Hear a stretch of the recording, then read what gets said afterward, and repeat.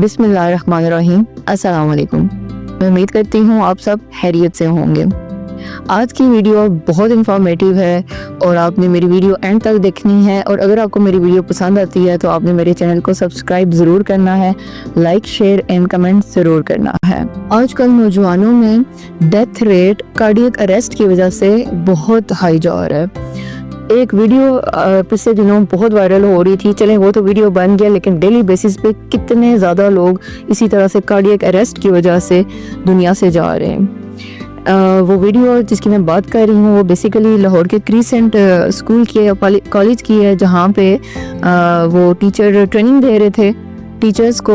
वहीं पे उनको उस ट्रेनिंग के दौरान ही उनको कार्डियक अरेस्ट होता है, विद इन सेकेंड उनकी वहीं पे डेथ हो जाती है।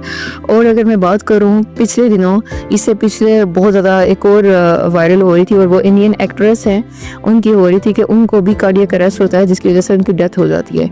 लेकिन रिपोर्ट्स के मुताबिक वो एंटी एजिंग इंजेक्शन ले रही थी और उसके साथ वो फास्टिंग कर रही थी, और बीपी लो होने की वजह से कार्डियक अरेस्ट होता है एंड देन उनकी डेथ हो जाती है। यहाँ पर मैं आपको थोड़ा सा शेयर कर दूँ कि जो हार्ट फेल होता है, हार्ट अटैक बेसिकली जो होता है, और जो कार्डियक अरेस्ट होता है, इसमें क्या डिफरेंस है।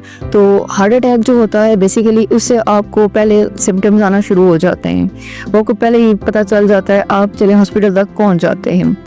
बाकी ज़िंदगी और मौत अल्लाह के हाथ में है, अगर आपकी मौत लिखी है तो मौत तो बरहक है।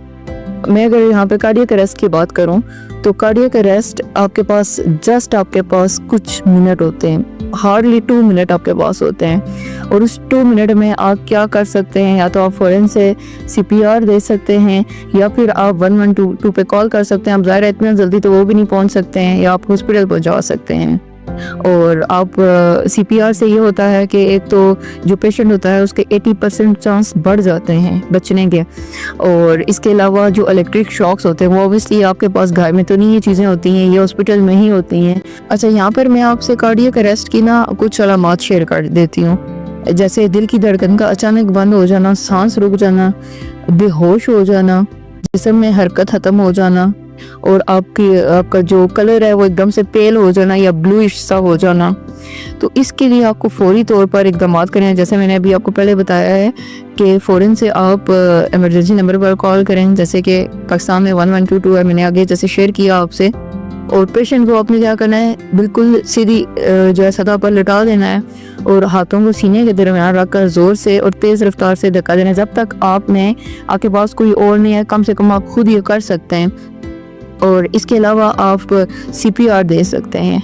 बाकी आप इसमें कोई घरेलू टोटके वगैरह, अदरक लहसुन, शायद कोई भी देसी इलाज इसके लिए असर नहीं कर सकता है। तो आप फौरी तौर पर आप एक ही काम करें कि आप उनको रेस्क्यू करें और उनको फ़ौरन से आप हॉस्पिटल पहुंचाएं।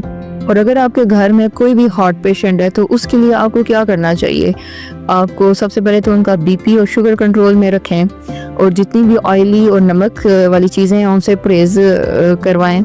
बाकी जितने भी तंबाकू नोशी है, शराब वगैरह है, इससे मुकम्मल परहेज़ करें।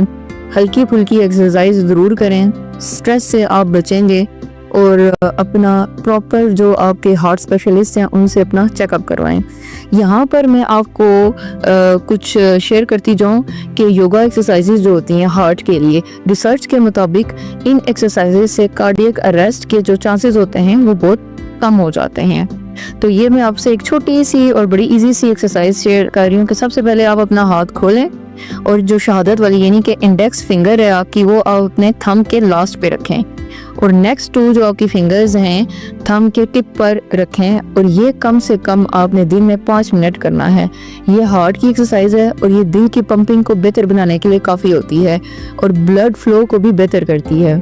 और यहाँ पर मैं बात करूँ ऐसे नोड की, यानी कि साइनोट्रायल नोड की, ये बेसिकली नेचुरल पेस मेकर है हार्ट के लिए, यानी कि कुदरती रफ्तार बनाने वाला है, जो इलेक्ट्रिकल इम्पल्स को शुरू करता है, जो दिल के सिकुड़ने और खून पंप करने का सबब बनता है।